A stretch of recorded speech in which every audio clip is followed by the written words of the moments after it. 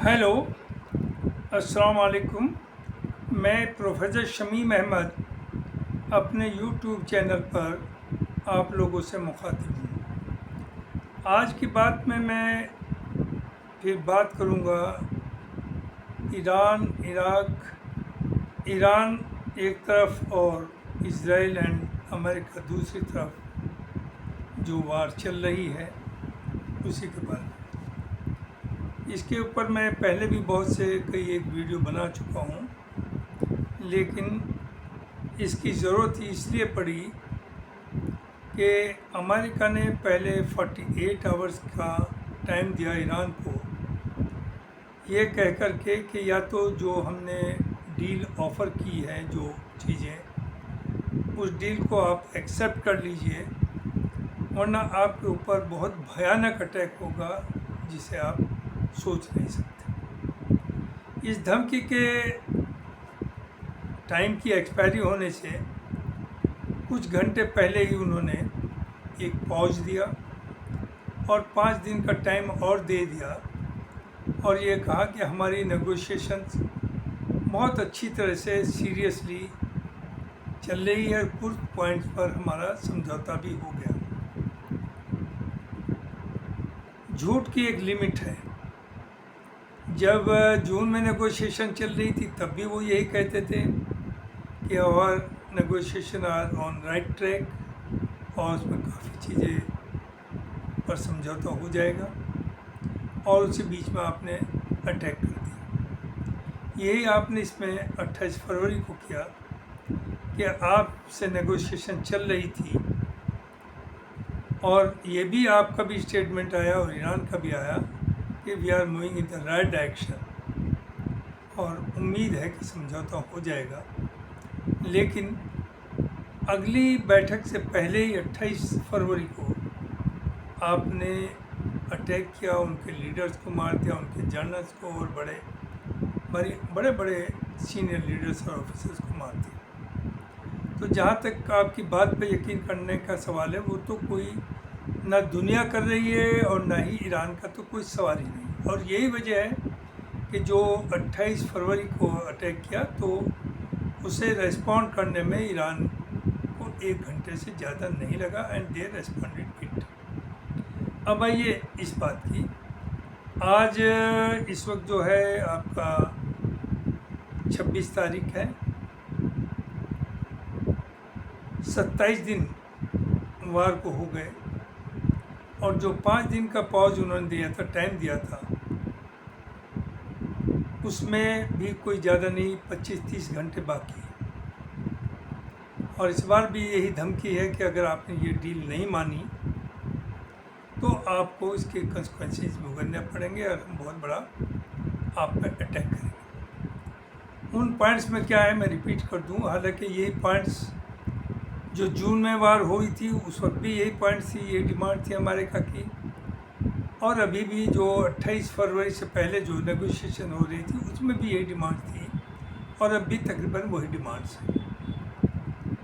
पहली डिमांड तो ये है कि roll back of nuclear programme, आप एनरिचमेंट नहीं करेंगे यूरेनियम का, इस पर रोक करेंगे, और जो आपके पास है भी उसे हमें देंगे या किसी थर्ड कंट्री में पहुंचा दें। दूसरी जो मेजर है इशू वो है कि मिसाइल्स का जो आप डेवलप कर रहे हैं और बना रहे हैं उसकी रेंज की एक लिमिट होगी, जो 300 किलोमीटर से ज़्यादा रेंज के आप नहीं बना पाएंगे, और वो सेल्फ डिफेंस में होगा।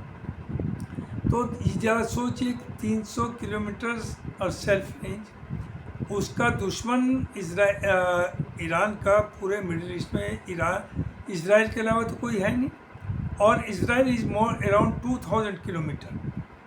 तो 300 किलोमीटर का मतलब ये है कि उन्हें वो सिर्फ और सिर्फ जो अपने पड़ोसी अरब हैं उन्हीं के ख़िलाफ़ इस्तेमाल कर पाएगा, और ईरान सिक्योर रहेगा। तो ये आपकी दूसरी डिमांड है। तीसरी डिमांड है कि ओपनिंग जो स्टेट ऑफ हॉर्मुज़ है उसे आप फ़ौरन ओपन कर दें। और चौथी यह है मेन कि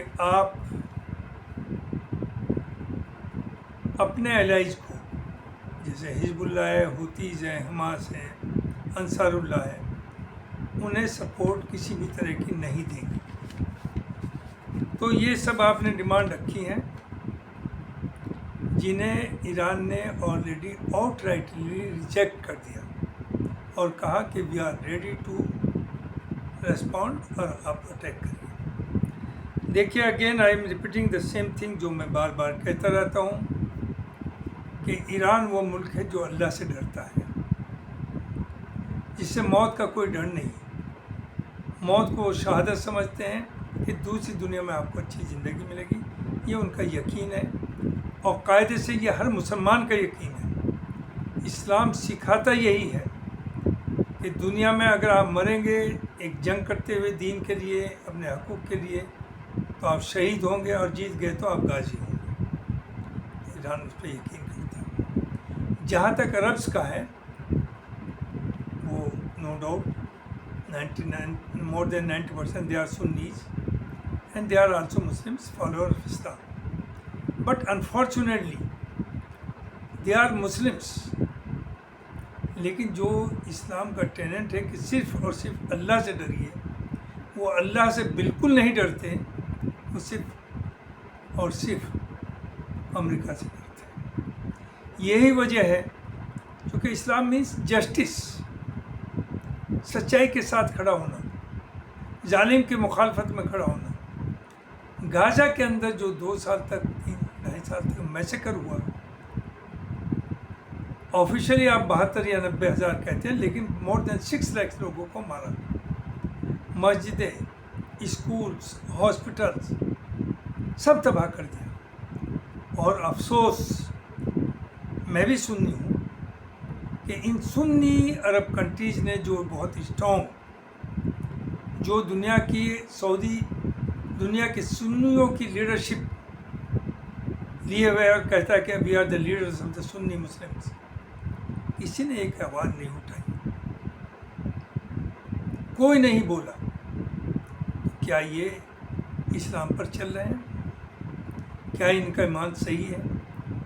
और इसमें थोड़ा सा आउट ऑफ कॉन्टेक्स्ट है, लेकिन ऐड कर दूँ कि अनफॉर्चुनेटली इंडिया के अंदर भी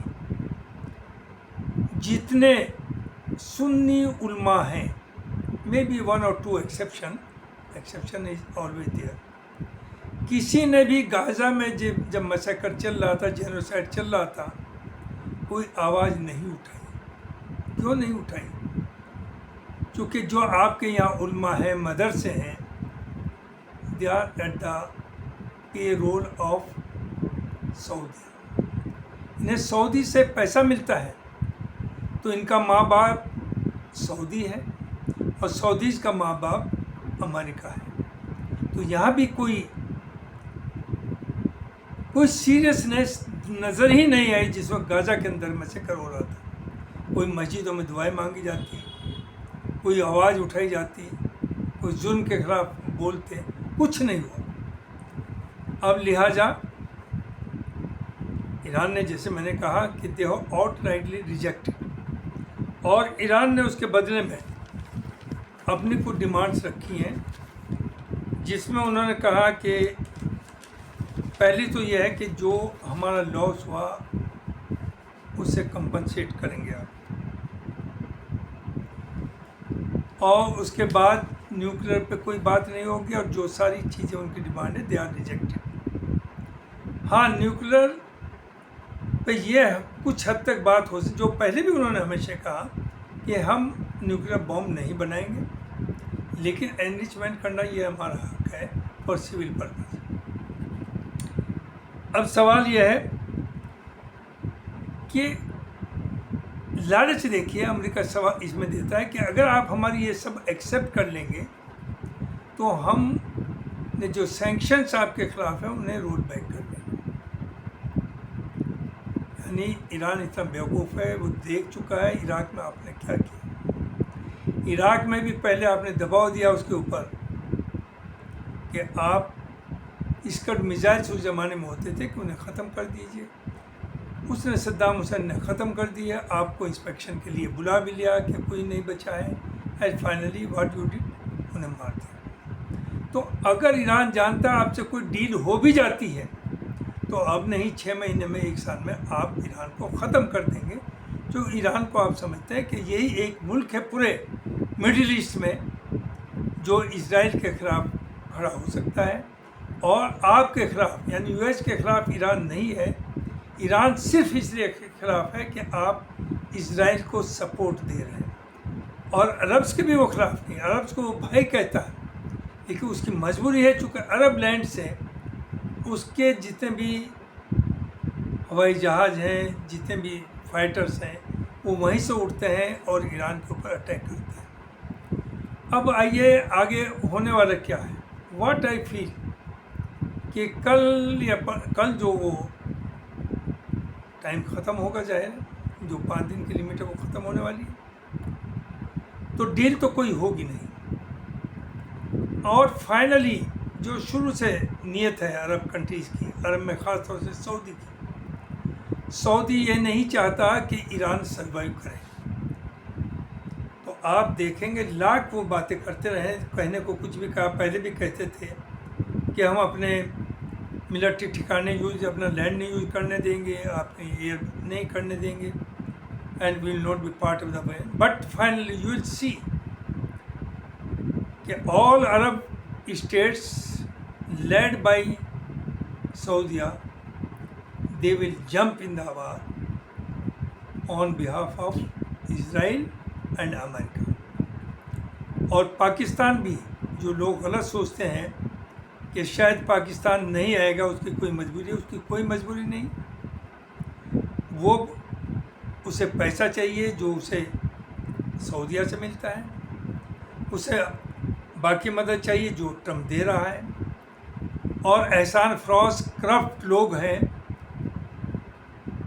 चाइना ने सब कुछ किया है उनके लिए, हर तरह की मदद की, लेकिन इस वक्त वो चाइना के कहने से नहीं मानेंगे, न चाइना के साथ खड़े होंगे, वो अमेरिका और सऊदी के साथ खड़े होंगे, और they will enter in the war. You will see it with in the day और 2।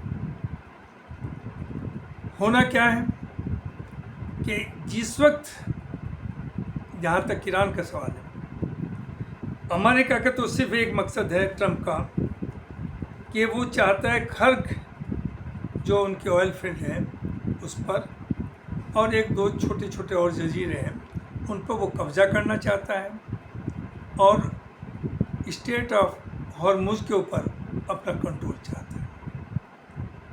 उसका मकसद और कुछ नहीं, सिर्फ ये है। लेकिन ईरान पीछे नहीं हट रहा, और पीछे ना हटने का मकसद होता है, वरना अगर कमज़ोर आदमी तो वो रास्ता ढूंढता है कि कोई एक ऐसा बाहर निकलने का हो, कंप्रोमाइज़ करके पीछे हट जाता है। ईरान पीछे नहीं हट रहा। ईरान ने जो अब तक करके दिखाया वो कर दिया, जो दुनिया में कोई ना कर पाया ना कर पाएगा। और आप देखिएगा, नो डाउट अमेरिका से पावरफुल मिलिटरीली हो या फाइनेंशियल हो, दुनिया में कोई मुल्क नहीं है। और मिडिल ईस्ट में इजराइल, मिडिल ईस्ट का बाकी सारी दुनिया में इजराइल से कोई स्ट्रॉन्ग नहीं था।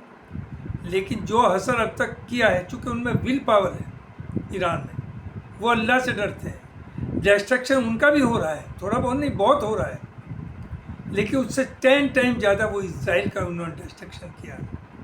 और in case Arabs will enter, नतीजा होगा कि अरब्स के जितने भी ऑयल के गैस के फील्ड्स हैं सबको Iran with in a day तबाह कर देगा, और जो चीज़ आज जहाँ आज है उसमें वापस आने के लिए 50 साल लगेंगे। कतर के सिर्फ एक फील्ड के ऊपर अटैक किया है। कतर कह रहा है कि 17% प्रोडक्शन कम होगा, रिपेयर में 5 साल लगेंगे नॉर्मल आने में। लेकिन अगर ये वार में एंटर होते हैं तो ये ना समझें, चूँकि बॉर्डर मिलता है, तो पहला काम होगा कि जितने भी कुएं गैसेस और जितने भी एसेट्स हैं अमेरिका के और इन अरब कंट्रीज़ के, एक तरफा सबको तबाह कर देगा। और to be very fair, Israel भी यही चाहेगा, अमेरिका भी यही चाहेगा कि अगर ये तबाह भी हो जाए तो नो प्रॉब्लम फॉर देम, उन्हें और आसानी हो जाएगी to take control of the oil fields everything, कि हम डेवलप करेंगे, आप घर बैठिए 10% आपको रॉयल्टी देंगे। तो ये भी उनके इंटरेस्ट में, वो ये नहीं चाहते कि ये बचें। और अब ये जानते हैं कि सिर्फ अगर ईरान तबाह हो जाता है तो इन्हें तो कंट्रोल करने में कोई, ये तो ऑलरेडी अंडर कंट्रोल है ही है। लेकिन अमेरिका को इसकी बहुत बड़ी प्राइस देनी पड़ेगी। मे भी वो ईरान को तबाह करते हैं, लेकिन जैसे अफ़गानिस्तान में, वियतनाम में, अफ़गानिस्तान में 22 साल निकलने में लगे हैं इनके, 20-25 साल तक ये वार चलेगी। और इराक को 20 साल से ज़्यादा हो गए जंग की थी, आप डेमोक्रेसी लाना चाह रहे थे, आज तक स्टेबलाइज हुआ, ये लोग जानते हैं ईरान। तो ईरान अगर समझौता करना भी चाहे तब भी ये उसे मारेंगे, छोड़ेंगे नहीं। तो ईरान इस बात को समझता है, अल्लाह से डरता है और वो पीछे हटने वाला नहीं है। और दूसरे सऊदी को ये भी है कि ईरान तो शिया सेक्ट जो है मुसलमानों का, उसका लीडर है, और हम सुन्नियों के लीडर हैं जो का गलत सोचता है। सऊदी था अब से 20-30-40-50 साल पहले कि पूरी दुनिया का सुन्नी उसकी तरफ देखता था। No, Saudi is not leader of the Sunni world. Iran has become the leader, religious as well as political leader of the whole उम्मा, यानी पूरी दुनिया का मुसलमान जो है उसमें 99% लोग ईरान को अब अपना लीडर मानते हैं। And they are saying that they nothing like Shia and Sunni, we are Muslims. और यही टीचिंग थी हमारे आयतुल्लाह खुमानी साहब की, यही थी आयतुल्लाह खमनाई साहब की। थैंक यू वेरी मच, यही मुझे कहना था। 25-30 घंटे बचे हैं, इसके बाद शायद वो होगा जो दुनिया सोच भी नहीं सकती। एंड एवरीबडी, पूरी दुनिया पूरी सफ़र करेगी एनर्जी की और दूसरों की वजह से। थैंक यू वेरी मच, बहुत बहुत शुक्रिया।